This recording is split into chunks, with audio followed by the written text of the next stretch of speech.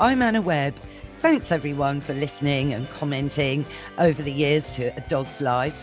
Today, I'm jumping on Zoom to speak to cinema journalist, the amazing Toby Rose, all about the FIDOs.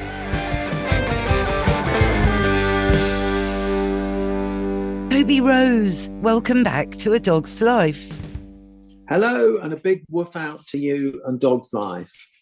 Oh, thank you, Toby. Well, look, every year we have this conversation around about now, don't we, Toby? And please tell everybody why. Well, the reason this time of the year is very special is the FIDOs finds itself nestling in the midst of what is known as the awards season, which kicks off with the Critics' Circle, with the Golden Globes in Los Angeles. In London, we have the BAFTAs. And as you know, coming up shortly is a little old thing in Hollywood called the Oscars. But between beautifully positioned the BAFTA Awards and the Oscars, we will have at the BFI, British Film Institute headquarters, the FIDO Awards. And that's a very special positioning. And let's face it, dogs are getting from a sort of curiosity level to something very significant in film that is being recognised increasingly. Yeah, it's so interesting, isn't it, Toby? Because dogs are now almost in everything you see. I was just watching a series on Netflix, recently, a Swedish true story thing. And there's a dog, they're just there and they represent so much just by being a dog. Well, one thing that producers have worked out is that when you put the dog on the screen and focus on the fabulous dog, you will find yourself drawing the audience's attention. And I said it before, but it's worth repeating.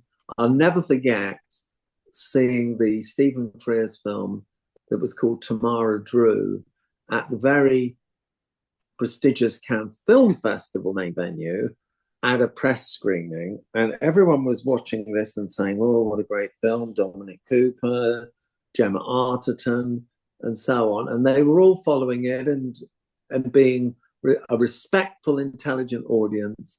And then the dog boss, the dog in the film that was the dog of Dominic Cooper, did a very funny little head in paws moment as his master and his lover were spending time intimately.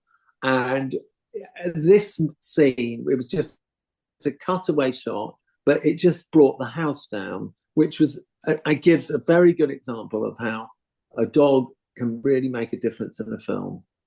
Yeah, no, totally. I mean, we've had dogs being the actual starring roles, perhaps for longer, really, what with Rin Tin Tin and Lassie and obviously Uggy. And that's really what the FIDOs is all about, celebrating this, which is absolutely brilliant. So how many years has the FIDOs for Incredible Dogs on Screen been running now, Toby? Well, you'll be pleased to hear it's 19 years, which means next year will be its 20th. Yes, and we have got... And, I'm very much hoping that you will be as enthusiastic and all over it as we would hope anyone with their right mind would be, because we're very excited about this. But this year's been particularly fabulous because we've had the biggest selection of dog performances from which we were able to choose, which has been really gratifying. So over and above dogs on screen having a different, becoming fixtures and family members, I think we should probably describe it best as. Not only that, but more and more films are featuring dogs. And this year has been our biggest selection of dogs on film, which is great. Well, it's brilliant. And, I love the categories of the FIDOs. Are they remaining the same categories despite this increase in filmage with dogs? We keep them in the 5 categories, which are as follows: historical hound for the costume dramas, mutt moment for that key moment, as I Mm, described earlier, for yes. example, with Boss and Tamara Drew, comedy canine, self evident, rom com rover, also self evident, and another self evident one is the blockbuster Bowser category. So they're all, Yes. and then of those 5, as in the tradition of crafts, we go from the different categories and we say, look, one of these is the standout, and that is awarded the BFI Best in World. So we're Gosh. very proud of that top award, and this year will be an extra special, fabulous winner. Amazing. I mean, I'm just so excited because this is the second year it's been staged up at the BFI just off Tottenham Court Road in an uber central location. And it's a very appropriate venue, wouldn't you say, Toby? Well, I like to think that Bowser's, it could be the Bowser Film Institute for the day, Yeah. BFI. Yes, I think we should rebrand it just for one day. I think it's fair and I think it's justifiable. And all I can say is that we have such a lovely bunch of dogs in contention. So, Toby, give us, we don't want to, because when people are listening to this, the Fidos would just hopefully be beginning. Maybe some will be listening later on in the day. But so we don't want to give any spoilers away. But from your point of view as a cinema journalist and, the founder of all this, down to your huge love of dogs, have you got a favorite to win? Best in world? So this year, as I think it's fair to describe it, we have had a tsunami of dog performances, which has meant we've had the greatest number of canine contenders for the FIDO Awards, which is very gratifying. In and amongst them, you mentioned which ones we have our eye on. Well, I mean, one comes to mind in the mutt moment category. It's a little moment, little sort of blip, a Bowser blip, you might call it, but particularly fabulous because it's a nod to Toto in Wicked. And so no dog, I think, can really hold a candle to Toto in terms of being part of cinema history of dogs. So that's a pretty good one. Another one which I would really would brought a lot of joy to me to watch was Jean Claude, the Kelpie, who featured alongside Ryan Reynolds in Ryan Gosling. I do apologise. Ryan Gosling, big difference, different hair colour. Ryan Gosling in The Fall Guy. And that was a very fun and exciting moment of police chase, police stakeouts, and police car chases. It was very exciting. So that was a goodie. And then I'll just pick out one other particular one. And it was euphoric, is only the word I can use to describe it. Bridget Jones has the dog scene when a Havanese terrier jumps into the pool. To imagine how traumatic that was for the assembled good people of the Bridget Jones world to see a dog desperately swimming away in the swimming pool, and to luckily have on hand the hunky star Leo Woodall, who Oh, jumped in. And funnily enough, I saw on some TV news reports about Bridget Jones that he described his role in Bridget Jones, Mad About the Boy, as climbing trees and rescuing dogs. So oh, that's those were so the funny. two things. Oh, so Toby, is that Havanese then in the script? I mean, or was it a random Havanese that roamed onto the film set and dived in the pool? The Havanese was 100% scripted, 100% Hollywood starring, timed, filmed, and rescued by Leo Woodall. So Gosh, the dog was most definitely part of the Bridget Jones story. yes, I wish I could be rescued by Leo Woodall, but that's Another conversation. Oh no, how great. So I didn't, that's the first I've learned of a dog in the new Bridget Jones movie. Nobody has mentioned that to me yet, despite some dog lovers going to see the film that I know already. So gosh, that's brilliant. I mean, I'm really looking forward to seeing that film. I haven't been yet. It's terrible. I've got to go. And now I really want to go even more. Oh, well, all I can say is that it was very, very scene stealing. I'm And clearly Leo Woodall remembers it very well. And I would say that people that go see the film will see it as a big plus in the action stakes. Definitely. And somebody that dives in to save the Havanese, that's great. I mean, that's a dog lover, So I'm sure Leo Woodall's ratings will have soared because of that particular dramatic moment. He didn't But much help, but he's got another boost. exactly that, Toby. Over the years, Toby, I mean, what else has kind of struck you, as this shift in dogs being in films? For exactly that, Leo Woodall and Saving the Havanese from a Swimming Pool. Random, could really happen in real life, but it shows the human character as having extra depth, in my opinion. I mean, do you think that's why dogs are scripted in? I think what it is that dogs used to be a sort of fun accessory in the film and you cut away.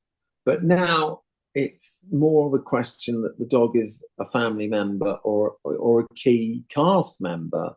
I mean, just to give the example of the Fall Guy with the Kelpie Jean Claude, that dog in that film is integral to the plot.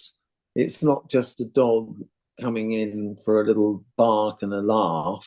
It was part of the Ryan Gosling story in that film. So this is, I would say, the big difference is the fact that the dogs are now being considered in terms of plot and character development. And one of the things that I've often said about it, and it goes back to that very first Palm Dog winner, the anniversary party, was the dog in that film, Otis, was very much part of the day-to-day family life. It was a household the dog was a household fixture. And we all know that, don't we? I'm sitting here looking at the lovely dog that lives in my house, and you just have to look at the dog, and the dog is part of the way the house runs. The walks, the feeding, and the fun and games are all part of the day-to-day life. And that's where dogs have now landed in a significant way.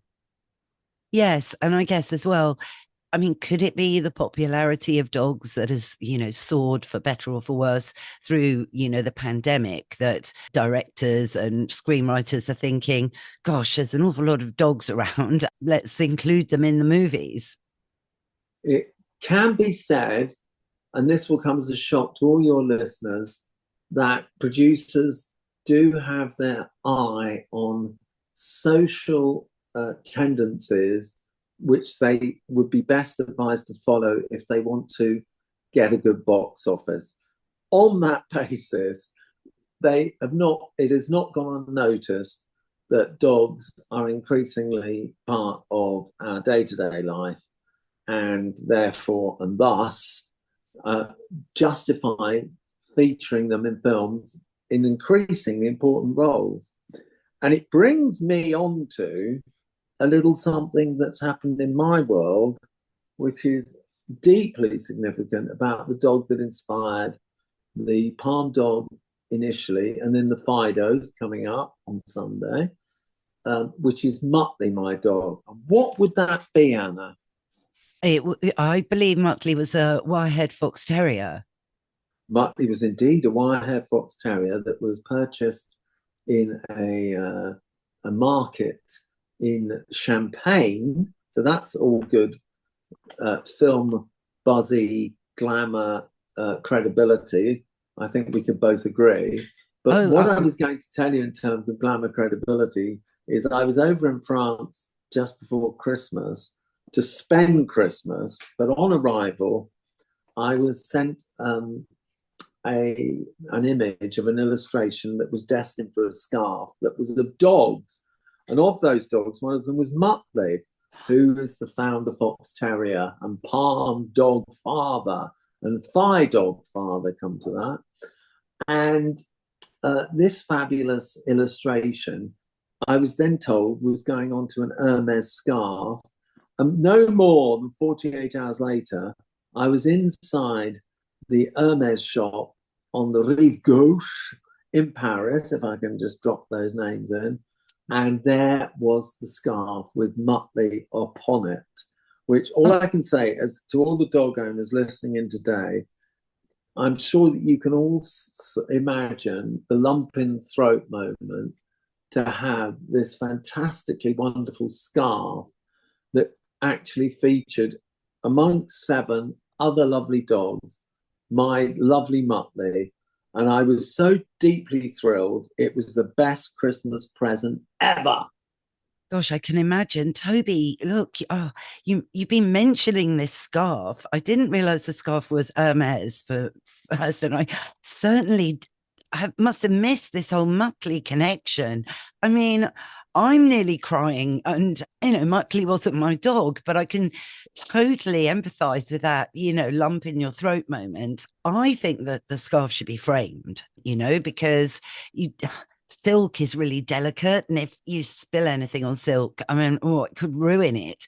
So, if it were my scarf, I'd frame it. That would be my top tip.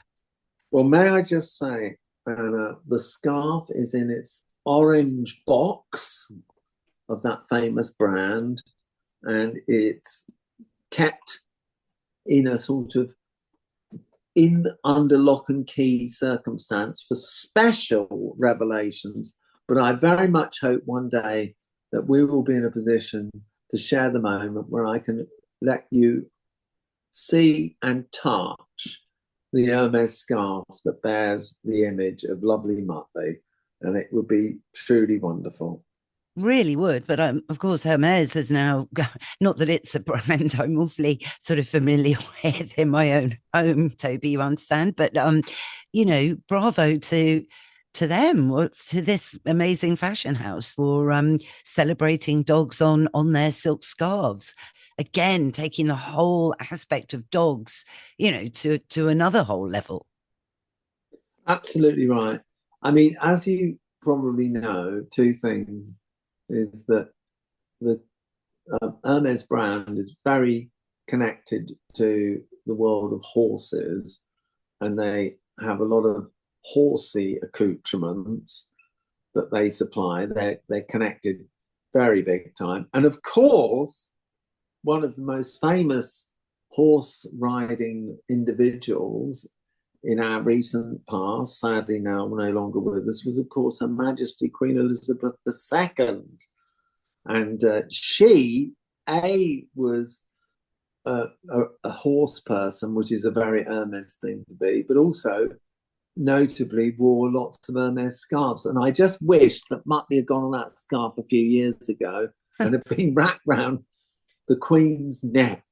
But I can only just imagine it. I'll have to put it onto a mock-up of Her Majesty.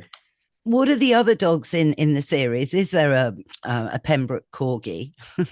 Unfortunately, there's no Pembroke Corgi, but there are 7 dogs, and I would say this, wouldn't I? But Muttley is the number 7 in the lucky bottom of. There's 2 rows of 3 on each side, and in the centre, I like to think, in the starring role is Muttley. And it is truly spectacular. Amazing. I can only say, I love this. This is so amazing. I absolutely love it, Toby. Gosh. So will this scarf be making a bit of an appearance at the FIDOs on Sunday, the 23rd of February?